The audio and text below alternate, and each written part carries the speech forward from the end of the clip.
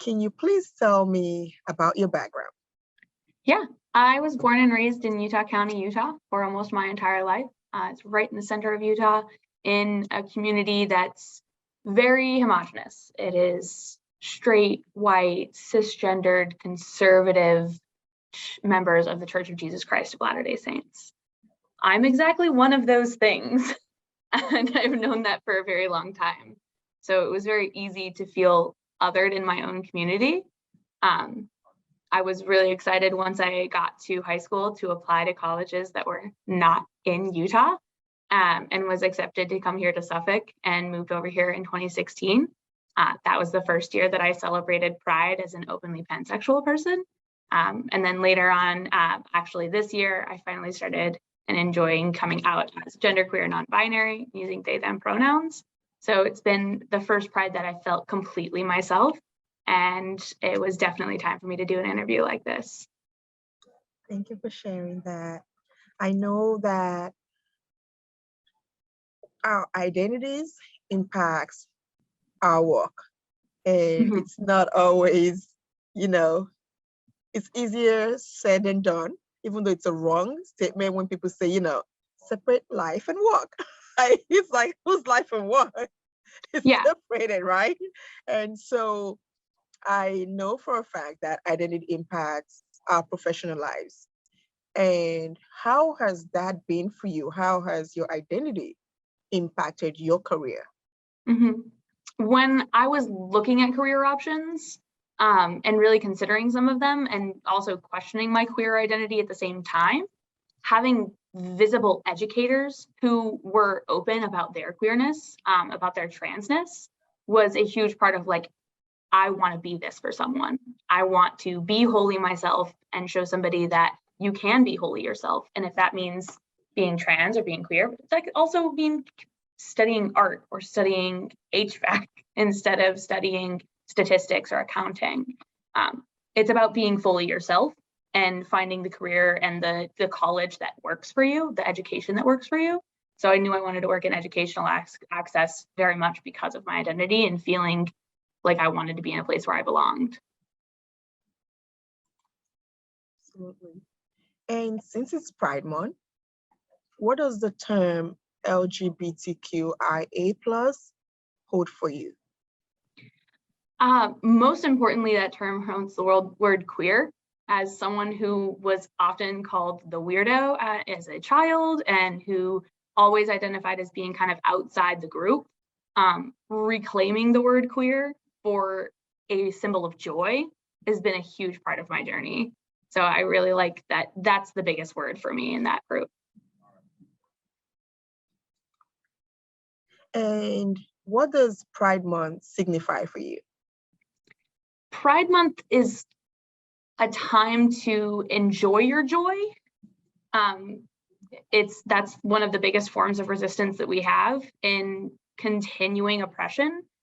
The first Pride was a riot. It was started by a transgender Black woman who would very much be in danger today, just in our current political landscape. So this is a moment to enjoy the joy while we still fight the fight, and being there and being together while we do it. Absolutely. I cherish that line of like, you've got something to celebrate as a human, but you still got fight to do. We've got fight, and we've got a lot of fight. Absolutely. And tell me how your gender sexual identity has empowered you in your line of work, because I know there are challenges, but how does it empower you, who you are, what you do? For me, it's very much been a celebration of there's always the option to be fully yourself. In every aspect, it's in what you want to study, where your passions lie, as much as just being yourself.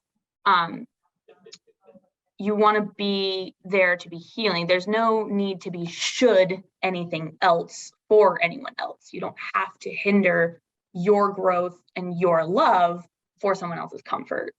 And I take that into career as you don't have to study something because somebody else wants you to. You don't have to go into a career because somebody else wants you to. You can say where your passions lie and and where you want to spend your time and what makes you feel full, and you can go for that. And what would you describe as the biggest success story in your career today? When I landed the position I have now as the Senior Administrative Coordinator for the Division of Student Success, I absolutely cried. It was that moment of finally coming into a full-time position that used the background I have in sociology, and you let me be in a leadership role where I could really empower students, not just who are visiting the division I work in and utilizing the success services, but the student workers that I now supervise. And there's over a dozen of them, and they're all phenomenal human beings. And I get to be a reference for them and help them with professional development opportunities as they're still students. My experience being an orientation leader as a student was a huge part of why I went into education work. And so if I can give something for them that helps them find that career passion and that helps them find a place where they feel full, then I would love to do that. Oh, I was on OL too. Orientation.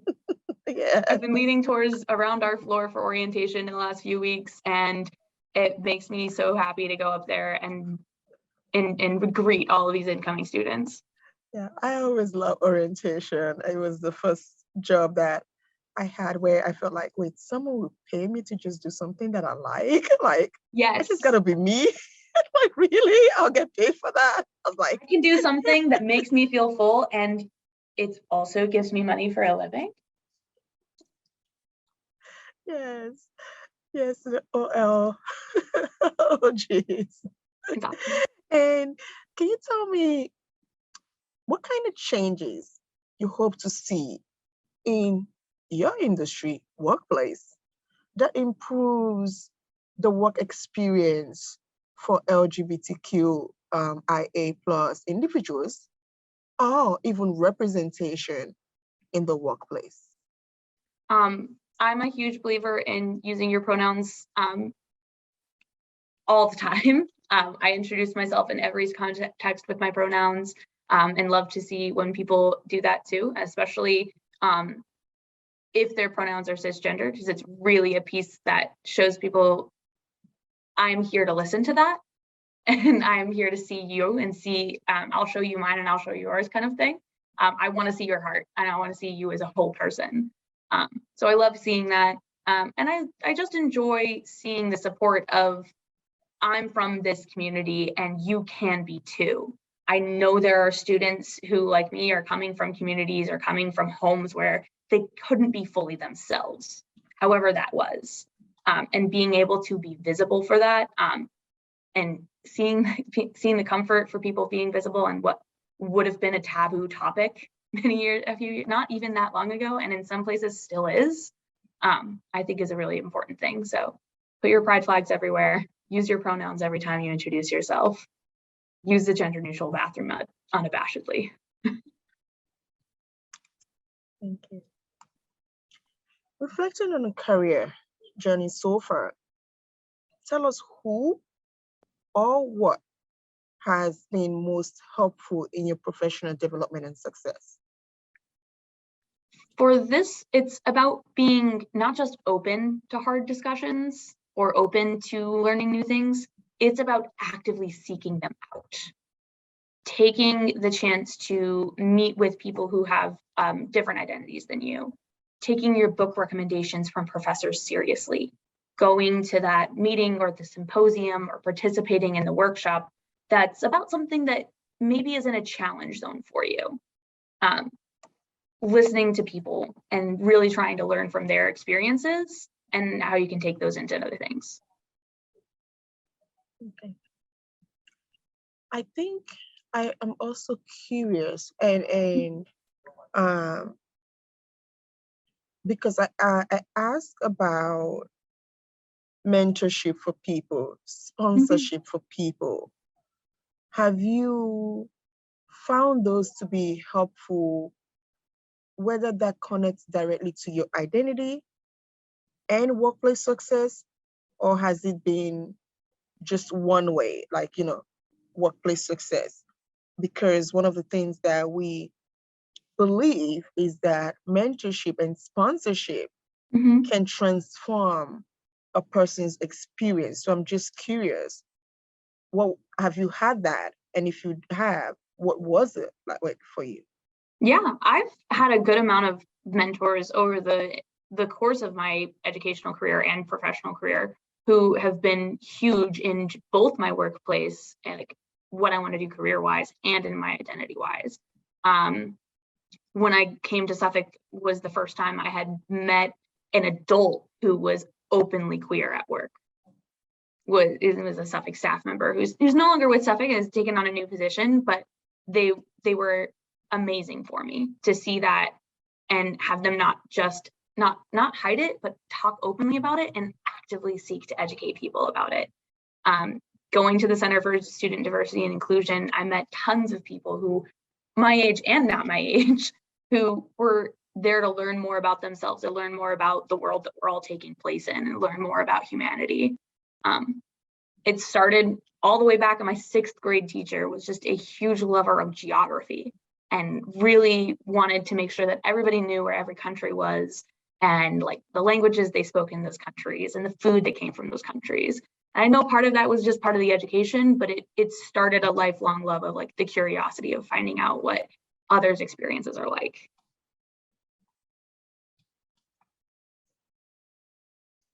Can you describe some challenges and setbacks you've experienced throughout your career journey, but most importantly, how you were able to bounce back and move forward? The biggest challenge was probably after graduating. I spent a little time underemployed because I wasn't sure how to really represent the skills I had from being a student leader and the experience I had. I paid for all of my own college, so I didn't have quite the chance to take on some internships or go to as many workshops as some students may have had. And now that I work in these, I know work in these success programs, I know there were probably more programs that I could have taken advantage of, and I want to make sure people know about them so that they can take advantage of them. After about 2.5 years of being underemployed, I got my first position here at Suffolk. I started as just an administrative coordinator here, but it was so nice to be able to use that Suffolk knowledge as an alumni and come back and then really bring that forward and be an orientation leader again and see the exact same name tags on the new orientation leaders, etc. Yeah, there's something about folks who feel like they missed something, or they do not want other people to go through that. I don't want anybody else to think they can't study abroad where they want to study abroad. And I don't want anybody else to work in an industry that they don't want to work in for 2 years because they just need that experience on their resume. There's other ways to get this on your resume. There's ways to get it on your resume while you're in college. And let's find out what kind of scholarships, what kind of success stories, what kind of internships you need to do that. Preach. And how did social capital influence your career, the relationships with people, the connections that you had, whether they were within or outside the professional setting? How did that influence your success? My current manager still talks about the reference I got from the position I held right after college. It wasn't even in this industry. That reference and just being able to be a hard worker and being on good terms with them still was a huge part of why I was able to be offered this position, which I absolutely appreciate so much. And I've sent her flowers many times for that reference. But in reality, a lot of why I got the position is also that I'm an alum and I experienced a lot while I was at this college. I got to study abroad. I got to do alternative spring break and go volunteer in the Grand Canyon. I got to be an orientation leader. It was really immensely helpful to have that industry knowledge in so many different ways.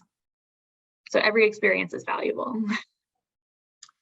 And if you were to give your younger self that new grad advice, what would you say to the new grad?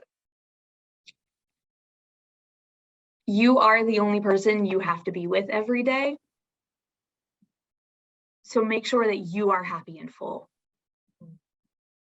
That can mean a lot of different things, but it's loving yourself for all that you are and putting that over somebody else's comfort or somebody else's pleasing them. What they think they need from you doesn't matter as much as what you need for yourself. Well, Sadie, it's been a pleasure chatting with you and just learning from you and learning about you. And I want to thank you for being a part of our Pride Heritage Month celebration. Thank you for letting me share.